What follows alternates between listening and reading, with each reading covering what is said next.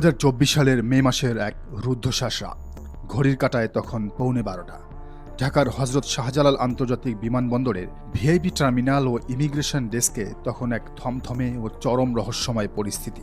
দুর্নীতি দমন কমিশন দুদকের চোখ ফাঁকি দিয়ে দেশের সমস্ত রাষ্ট্রীয় গোয়েন্দা সংস্থাকে বুড়ো আঙ্গুল দেখিয়ে সপরিবারে ব্যাংক অ্যাকাউন্ট খালি করে দেশ ছেড়ে পালাচ্ছিলেন সাবেক ক্ষমতাধর আইজিপি বেনজির আহমেদ। কিন্তু বিমানবন্দরে তখন তাকে আটকানোর মতো সাহস কারোরই ছিল না, কারণ তার আগেই ফাইল ও পাসপোর্ট হাতে নিয়ে সমস্ত বাধা দূর করে পথ সুগম করেছিলেন পুলিশেরই এক শীর্ষ ক্ষমতাধর নারী কর্মকর্তা। দীর্ঘদিন বিষয়টি ধামাচাপা দেওয়া থাকলেও সম্প্রতি বিমানবন্দর থেকে ফাঁস হওয়া এক চাঞ্চল্যকর ক্লোজ সার্কিট ক্যামেরা বা সিসিটিভি ফুটেজ পুরো দেশের মানুষের চোখ কপালে তুলে দিয়েছে। সেই হাই ডেফিনেশন ফুটেজে স্পষ্ট দেখা যায় কুখ্যাত বেনজির আহমেদকে নির্বিঘ্নে ও রাজকীয় প্রোটোকল দিয়ে সিঙ্গাপুর এয়ারলাইন্সের একটি ফ্লাইটে তুলে দিচ্ছেন এক নারী কর্মকর্তা। বেনজিরের কাগজপত্র নিয়ে তাকে ইমিগ্রেশনের সমস্ত ডেস্ক পার করিয়ে দিচ্ছেন তিনি।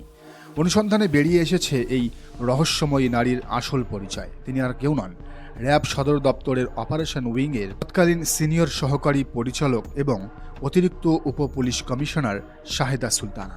যেখানে সম্প্রতি আয়েশা সিদ্দিকার মতো বেনজিরের অন্ধ অনুগত এবং ক্যাডার কর্মকর্তাদের চাকরি গেছে, সেখানে এই শাহেদা সুলতানা কিভাবে এখনও বহাল তবিয়তে আছেন তা নিয়ে এখন তোলপাড় চলছে পুলিশ সদর দপ্তরে। অতিরিক্ত এসপি শাহেদা সুলতানা এবং কুখ্যাত বেনজির আহমেদের এই সিন্ডিকেটের শেকড় কিন্তু এক রাতে গজিয়ে ওঠেনি। এর পেছনে রয়েছে দীর্ঘ বছরের এক পারিবারিক এবং ক্ষমতার গভীর সখ্যতা। বেনজির আহমেদ যখন র্যাবের মহাপরিচালক অর্থাৎ ডিজি র্যাব ছিলেন, শাহেদা সুলতানাও তখন র্যাব সদর দপ্তরে তার অত্যন্ত বিশ্বস্ত বলয়ে কর্মরত ছিলেন। পরবর্তীতে বেনজির যখন পদোন্নতি পেয়ে পুলিশের সর্বোচ্চ পদ তথা আইজিপি হন, তখন তারই সরাসরি খাতিরে শাহেদা সুলতানার পোস্টিং হয় সরাসরি পুলিশ হেডকোয়ার্টার্সের অত্যন্ত স্পর্শকাতর আইজিপি সেকশনে। সেখানে শাহেদা সুলতানার অফিসিয়াল বা আনঅফিসিয়াল মূল কাজ কি ছিল জানেন? তিনি ছিলেন বেনজির আহমেদের স্ত্রী ও সন্তানদের সার্বক্ষণিক প্রোটোকল অফিসার। বেনজির পরিবারের বাজার করা, জমি কেনাবেচার ফাইল হ্যান্ডেল করা থেকে শুরু করে তাদের সমস্ত ব্যক্তিগত ও পারিবারিক লাক্সারি মেইনটেইন করতেন এই শাহেদা সুলতানা। বেনজির আহমেদ যখন চাকরি থেকে অবসরে যান, তখনও তিনি শাহেদা সুলতানার প্রতি তার স্নেহের হাত তুলে নেননি। তদবির করে শাহেদাকে পুনরায় ফিরিয়ে আনা হয় র্যাব সদর দপ্তরের অপারেশন উইংয়ের সিনিয়র সহকারী পরিচালক হিসেবে।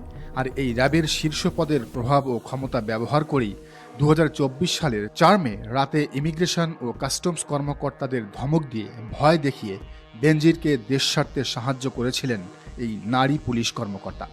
বেনজির আহমেদের বিরুদ্ধে দুদকের অনুসন্ধানে যখন তার এবং তার স্ত্রী সন্তানদের নামে হাজার হাজার কোটি টাকার অবৈধ সম্পদ, সাভানা রিসোর্ট এবং শত শত ব্যাংক অ্যাকাউন্টে অস্বাভাবিক জালিয়াতির প্রমাণ মিলল, তখন দেশব্যাপী শুরু হয় তীব্র ধিক্কার। ঠিক তখনই বেনজির দুবাইয়ে গিয়ে আত্মগোপন করেন এবং সম্প্রতি সেখানে আন্তর্জাতিক মানি লন্ডারিংয়ের দায়ে দুবাই পুলিশের হাতে গ্রেফতার হয়ে বর্তমানে অন্ধকার কারাগারে বন্দী আছেন।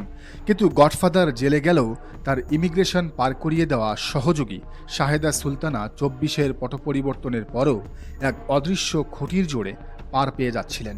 সম্প্রতি তাকে র্যাব থেকে সরিয়ে প্রথমে রাজশাহী রেঞ্জে এবং পরবর্তীতে হঠাৎ করেই এপিবিএনে বদলি করা হয়েছে। শাহেদা সুলতানাকে স্থায়ীভাবে বরখাস্ত না করে যেভাবে একজন থেকে আরেকজনে বদলি করে আড়াল করার চেষ্টা চলছে, তা নিয়ে সৎ পুলিশ কর্মকর্তাদের মনে তীব্র ক্ষোভের সৃষ্টি হয়েছে।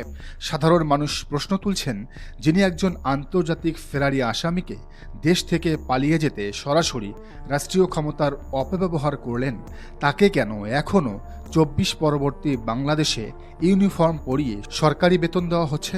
তবে স্বৈরাচারের দোসর ও বেনজির সিন্ডিকেটের এই প্রোটোকল অফিসারের ডানা কাটার জন্য ঢাকার ক্ষমতার অলিন্দে ইতিমধ্যেই চূড়ান্ত নকশা প্রস্তুত হয়ে গেছে। বর্তমান সরকারের নীতি এবং বিএনপির শীর্ষ নেতা প্রধানমন্ত্রী তারেক রহমানের স্পষ্ট বার্তা, বিগত 15 বছর ধরে যারা রাষ্ট্রীয় ক্ষমতার অপব্যবহার করে দুর্নীতিবাজ, খুনি আর গুমের নায়কদের প্রোটোকল দিয়েছে, তাদের পুলিশ বাহিনী থেকে মাইক্রোস্কোপ দিয়ে খুঁজে খুঁজে বের করে চরম শাস্তির মুখোমুখি করা হবে। সম্প্রতি স্বরাষ্ট্র মন্ত্রণালয়ের জননিরাপত্তা বিভাগ থেকে জারি করা প্রজ্ঞাপনে ডিআইজি, অতিরিক্ত ডিআইজি এবং এসপি সহ ৩৩ জন ঊর্ধ্বতন বিতর্কিত কর্মকর্তাকে যেভাবে বাধ্যতামূলক অবসরে পাঠানো হয়েছে এবং ৫৭ জন পুলিশ কর্মকর্তার যে মেগা ব্ল্যাক লিস্ট তৈরি করা হয়েছে, সেই ফাইলের ভেতর এবার যুক্ত হতে যাচ্ছে শাহেদা সুলতানার নামও। তারেক রহমানের কড়া নির্দেশনায় স্বরাষ্ট্র মন্ত্রণালয়ের শৃঙ্খলা উইং 2 শাহেদা সুলতানার বিরুদ্ধে একটি উচ্চ পর্যায়ের বিভাগীয় তদন্ত কমিটি গঠন করছে। ওই সিসিটিভি ফুটেজকে প্রধান জুডিশিয়াল এভিডেন্স বা আইনি প্রমাণ হিসেবে ধরে তার বিরুদ্ধে রাষ্ট্রদ্রোহিতা, গুরুতর অসদাচরণ এবং আসামিকে পলায়নে প্রত্যক্ষ সহযোগিতার অভিযোগ আনা হচ্ছে। রাত গভীর হচ্ছে পুলিশ হেডকোয়ার্টার্সের ক্রাইম কন্ট্রোল রুমের উপর। অতিরিক্ত এসপি শাহেদা সুলতানা হয়তো ভাবছেন এপিবিএনের বদলির আড়ালে তিনি নিজেকে রক্ষা করতে পেরেছেন, কিন্তু নিয়তির চাকা যখন ঘোরে তখন কোনো প্রভাবশালী গডফাদার কিংবা পুরনো লবিং আর কাজে আসে না।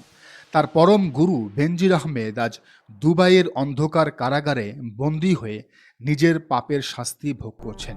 তাকে দেশে ফিরিয়ে আনার জন্য জোর তদবির এবং প্রচেষ্টা চালাচ্ছে স্বরাষ্ট্র এবং পররাষ্ট্র মন্ত্রণালয়। দেশে আনার পর বেনজির আহমেদের শাস্তি হতে পারে সর্বোচ্চ, এমনকি যাবজ্জীবনও হতে পারে তা। এই বেনজির আহমেদ ছিলেন বাংলাদেশের বিরোধী দল, বিশেষ করে জামায়াত, শিবির, বিএনপি এবং ছাত্র দলের নেতাকর্মীদের উপর চালানো পৈশাচিক গুম খুনের মাস্টারমাইন্ড। নতুন স্বাধীন বাংলাদেশে আইনের শাসন কায়েমের স্বার্থে বেনজিরের এই সহযোগী র্যাবের সাবেক কর্মকর্তা শাহেদা সুলতানার মতো অতি উৎসাহী পরোক্ষভাবে অপরাধে জড়িত কর্মকর্তাদের বিচার করা এখন সময়ের সবচেয়ে বড় দাবি। ইউনিফর্মের আড়ালে লুকিয়ে থাকা এই ফ্যাসিবাদের অবশিষ্টাংশদের অবিলম্বে গ্রেফতার করে চাকরি থেকে বরখাস্ত করে আদালতের কাঠগড়ায় দাঁড় করানোই হবে ২৪ পরবর্তী বাংলাদেশের নতুন বন্দোবস্ত।